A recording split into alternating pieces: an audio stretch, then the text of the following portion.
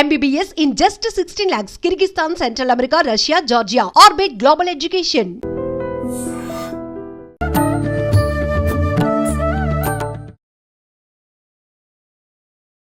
నమస్కారం, welcome to I dream. ధర్మ మార్గం విత్ విజిత కార్యక్రమానికి స్వాగతం. ప్రస్తుతం మనతో పాటు ఉన్నారు ప్రముఖులు, ఆధ్యాత్మికవేత్త బ్రహ్మశ్రీ రాధాకృష్ణ శర్మ గారు. ఇప్పుడు వారితో మాట్లాడి మరిన్ని విషయాలు తెలుసుకుందాం. నమస్కారం అండి. నమస్కారం. శ్రావణ మాసంలో ఆడవాళ్ళందరూ ఎంతో చక్కగా ఆనందంగా జరుపుకునే ఒక విశేషమైన వ్రతమే వరలక్ష్మి వ్రతం. అయితే ఈ వరలక్ష్మి వ్రతం పౌర్ణమికి ముందు వచ్చే శుక్రవారం రోజున, అంటే రెండవ శుక్రవారం రోజున ఆచరించాలని చెప్పి శాస్త్రం చెప్తుంది అంటారు. కానీ వీళ్ళని బట్టి ఏ వారం వీలైతే ఆ వారం చేసుకునే వాళ్ళు కూడా ఉంటారు. ఈ వ్రతాన్ని ప్రత్యేకించి కొంతమంది ఎవరికి నచ్చినట్టుగా వాళ్ళు నిత్య దీపారాధన ఎలా చేసుకుంటారో అలా చేసుకుని అమ్మవారికి ఒక సారెలాగా చీర గాజులు పెట్టి చేసుకునే వాళ్ళు ఉంటారు. వ్రతంలాగా చాలా పెద్ద ఎత్తున ఆచరించే వాళ్ళు ఉంటారు. ఎవరికి వాళ్ళు చేసుకుంటారు, పురోహితులను పిలిచి చేసుకుంటారు. ఏదేమైనా అంటే ప్రాంతాన్ని బట్టి రకరకాలుగా వాళ్ళ ఇష్టానుసారంగా చేసుకుంటారు. అసలు ఏంటి పద్ధతిగా మనం శాస్త్ర ప్రకారంగా చేయాలంటే ఏ విధంగా చేయాలో వివరించండి.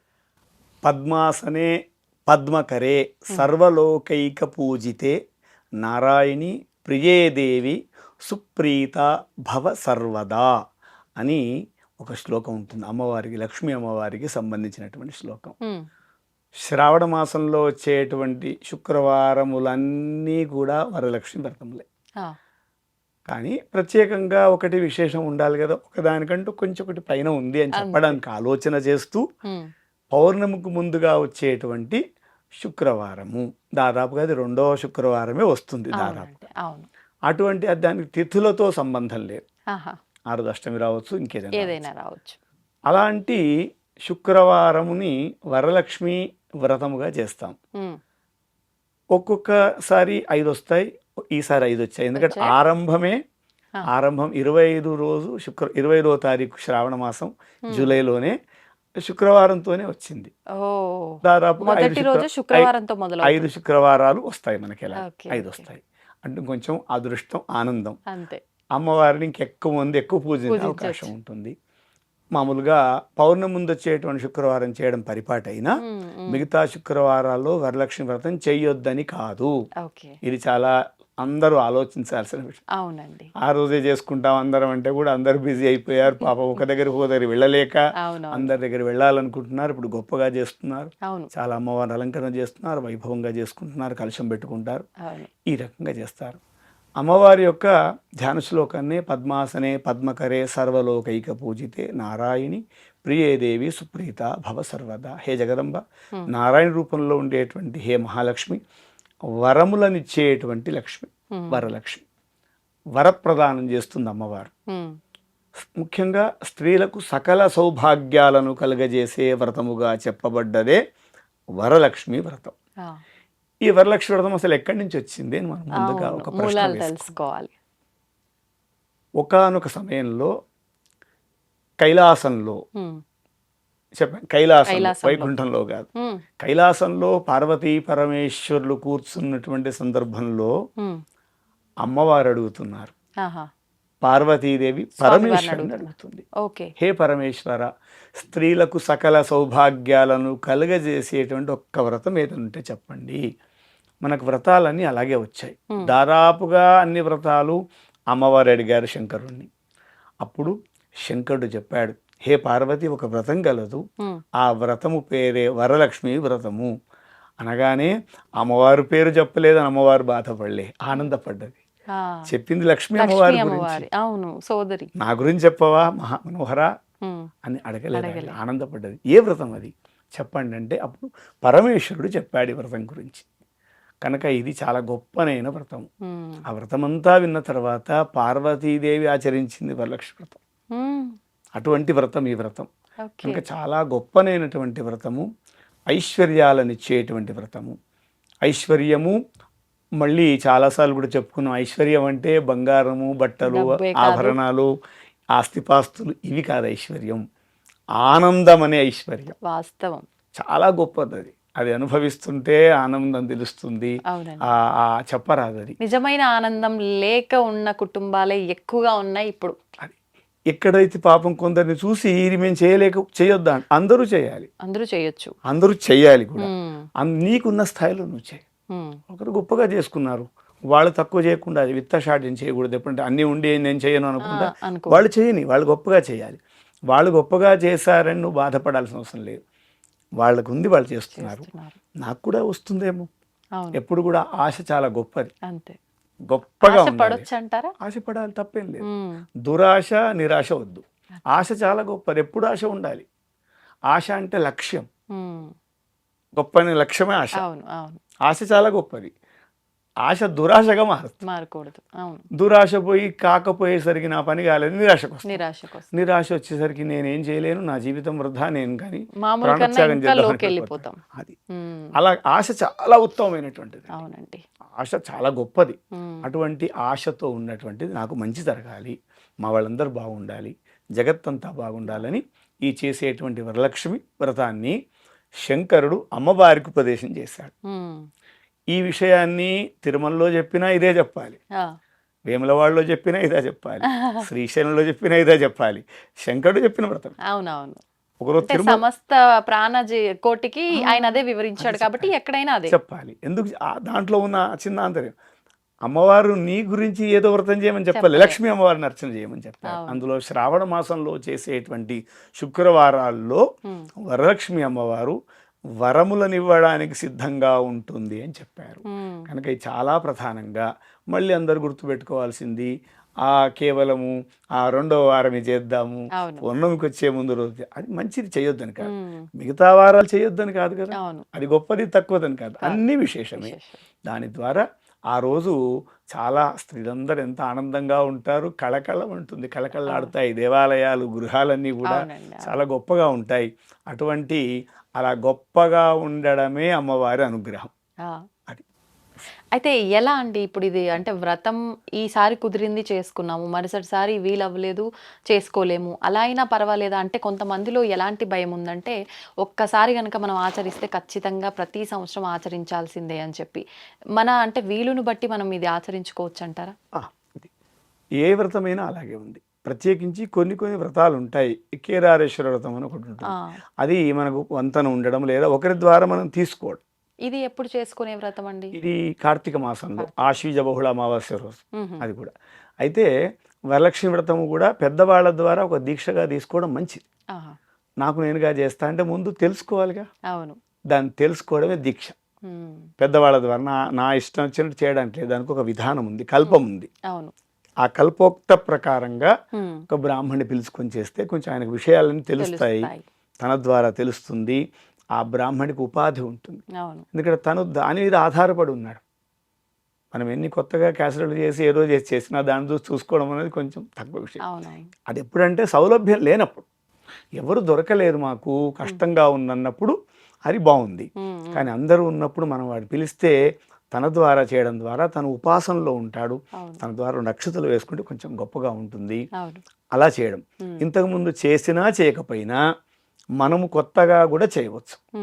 ఇది ఇన్ని సంవత్సరాలు చేయాలి, తర్వాత సంవత్సరం చేయకపోయినా దానికి ఇబ్బంది లేదు, ఒకసారి కుదరకపోవచ్చు. కనుక మనం మళ్ళీ తర్వాత వచ్చే సంవత్సరం చేసుకోవచ్చు, ఎప్పుడైనా చేసుకోవచ్చు. ఇప్పుడు ఈ వరలక్ష్మి వ్రతానికి కలశ స్థాపన చేయాల్సి ఉంటుందా, అవసరం లేదా? చేయాలి, చేయడం విశేషం. అంటే వ్రతములన్నింటి కూడా కలశ స్థాపన విశేషం. ఎందుకంటే భగవంతుడు ఎక్కడ ఉంటాడు అన్నప్పుడు మనం ఒక పటంగా పెట్టుకుంటాం. పటం ఏంటంటే ఇలా ఉంటుంది అమ్మవారు అని చూపటానికి.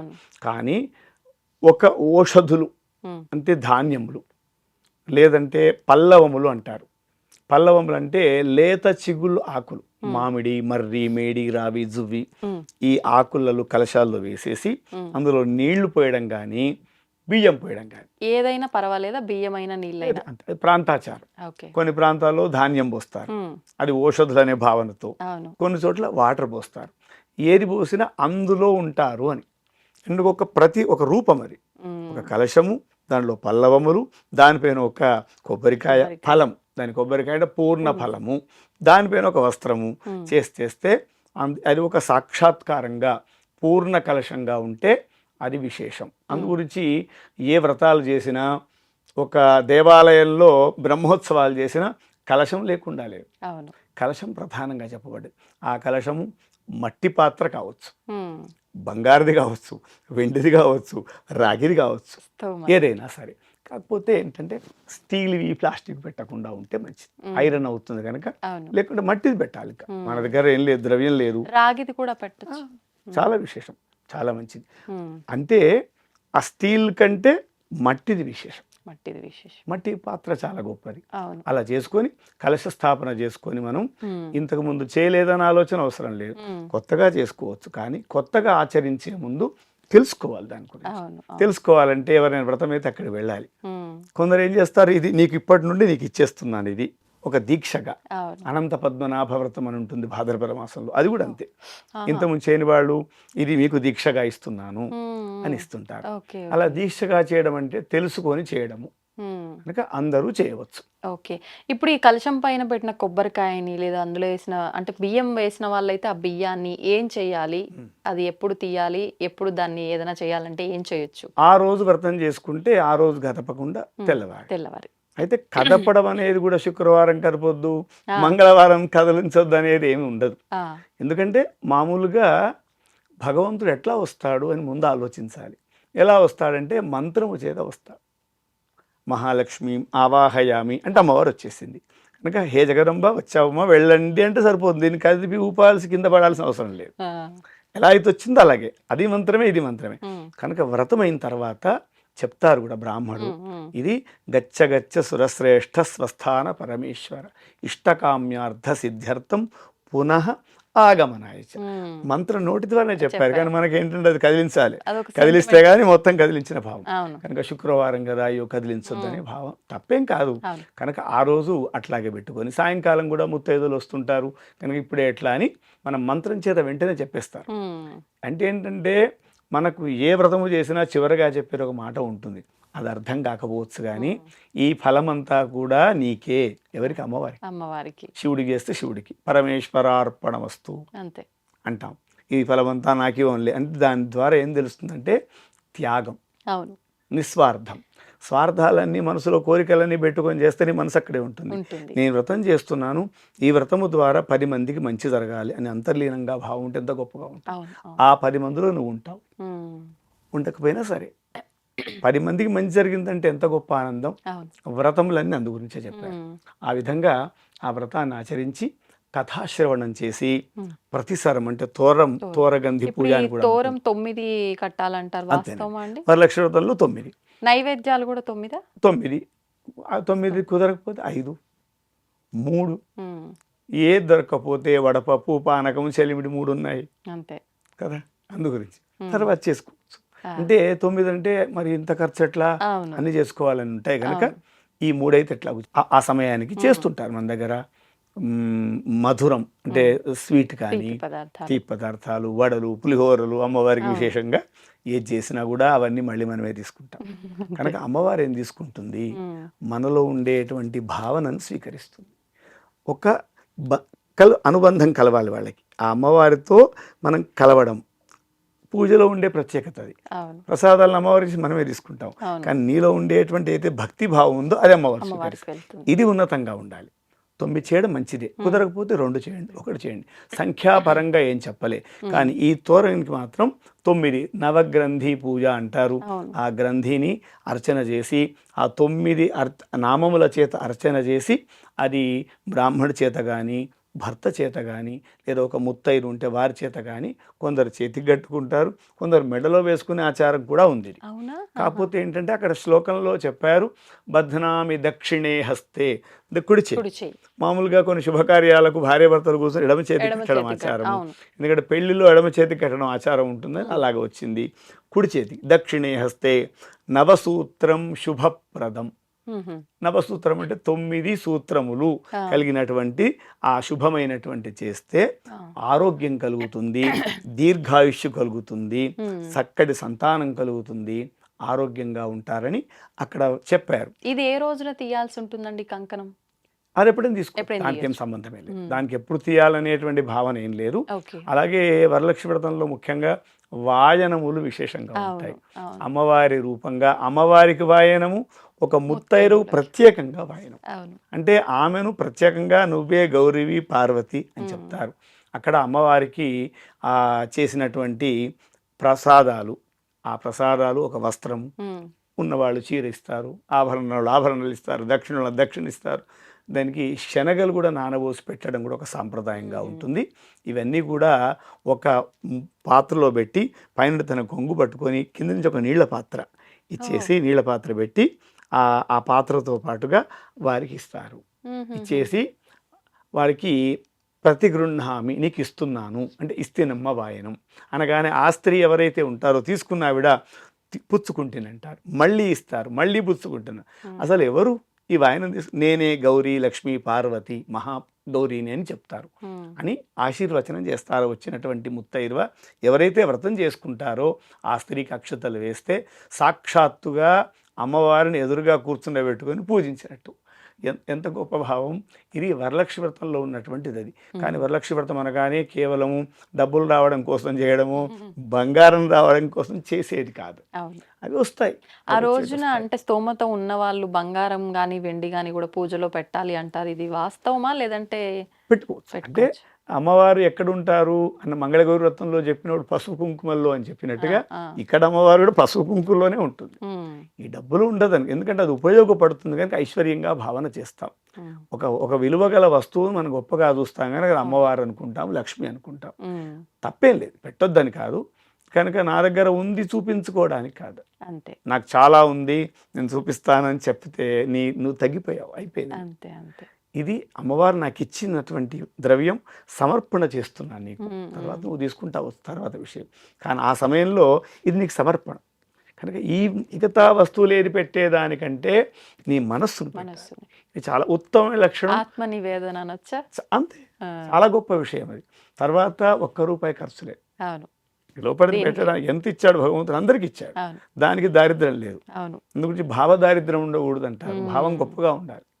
భావం ఇప్పుడు నేను ప్రధానమంత్రి అవుతా అనుకో, తప్పేం లేదు. మనసులో ఊహించుకొని రాత్రి పరిపాలన కూడా చేసే స్వప్నంలో ఎంత గొప్పగా ఉంటుంది, కావచ్చు కూడా. అలాగే అయిన వాళ్ళు చాలా మంది ఉన్నారు. ఆలోచన పాజిటివ్ గా ఉంటే అమ్మవారి అనుగ్రహం. మోడీ గారు అంతే, వారు పుట్టగానే ప్రధానమంత్రి కాలేదు కదా. భావం గొప్పగా ఉండాలి. ఎప్పుడంతే ఏ పూజ చేసినా ఉన్నతమైన భావం ఉండాలి. ఆ పూజ చేసేప్పుడు కూడా నేను బాగా చేస్తున్నానా, గొప్పగా చేస్తున్నారా, ఫోటోలు తీస్తున్నారా, ఇది తగ్గించాలి. ఎక్కువ అయిపోయాయి బయట. అలంకరణ డబ్బులు ఉంటే చాలా గొప్పగా చేసుకొని తప్పేం లేదు, ఎంత వైభవం అంత వైభవం. కానీ నా వైభవాన్ని 10 మందికి చూపిస్తున్నానని మాత్రం చేయకూడదు. పూజలో ముఖ్యమైన భావం. సంతోషం అండి, మంచి మాట. నిజంగా మీరు చెప్పింది అందరూ ఈ విధానాన్ని ఆచరించాలని కోరుకుందాం. నమస్తే అండి. నమస్కారం. తవ్వుతున్న శివలింగం సరే, దాన్ని అట్లా కప్పేసేయండి, చూపించదండి. Krishna is there. మూర్తి పూజ కాదు, సాక్షాత్ బ్రజేంద్ర నందన భగవాన్ ఉన్నారు మూర్తిలో. ఏమీ ఆశించకుండా ఆరాధించే వాళ్ళు కూడా ఉన్నారా ప్రభుజీ? నిజమైన భక్తి అంటే మనకు తెలియదు కాబట్టి